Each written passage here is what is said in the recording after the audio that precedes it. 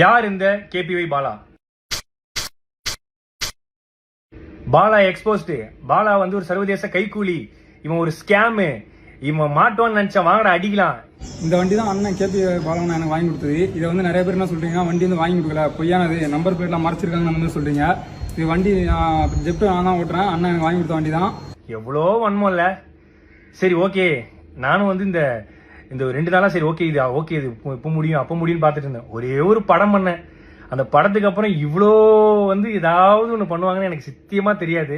ஒரு சின்ன கான்ட்ரவர்சி ஒன்று போயிட்டு இருக்கு இந்த ஆம்புலன்ஸ் ரிலேட்டடா. ஆம்புலன்ஸ் பார்த்தீங்கன்னா கொடுக்குறப்ப இல்லை டிடி அப்படின்னு சொல்லி மென்ஷன் ஆயிருக்கும். அது வந்து நாங்கள் கொடுத்த அடுத்த நாளே எங்களுக்கு தெரிய வந்துருச்சு அது வந்து டி மட்டும்தான். அன்னைக்கு பண்ண பெயிண்டிங் ரீஒர்க்னால வந்து டிடின்னு எக்ஸஸாக ஒன்று ஆட் ஆயிட்டுன்னு சொல்லிட்டு எஃப்சி முடிஞ்சதுனால இது நம்ம கேரேஜில் போட்டோம். அதுக்கு ரீப்ளேஸ்மெண்ட்டாக ஆம்புலன்ஸ் நம்ம கொடுத்து அது பயன்பாட்டில் இருந்துட்டு தான் இருக்கு மக்களுக்கு. அதில் எந்த விதமான பிரச்சனையும் எதுவுமே கிடையாது. ஸோ இந்த ஆம்புலன்ஸ்னால எவ்வளோ குழந்தைங்க பிறந்தாங்க, எவ்வளோ பேர் உபயோகம் அடைஞ்சாங்க, எவ்வளோ உதவி பண்ணுச்சுங்கிறத பற்றி யாருமே பேசவே இல்லை. இந்த ஆம்புலன்ஸ் வந்து ஒரு நம்பர் பிளேட், ஒரு டி பிரச்சனை, சின்ன டி, அந்த டி பிரச்சனையை வச்சுக்கிட்டு எவ்வளோ பண்றாங்க. இந்த ஆம்புலன்ஸ் மூலியமாவும் இந்த எத்தனை ஊருக்கு தண்ணி இல்லாத ஊருக்கு தண்ணி கிடைச்சி அந்த ஊர் மக்கள் வாழ்ந்துட்டு இருக்காங்க, எவ்வளவு ஆட்டோ டிரைவர்ஸ் இருக்காங்க.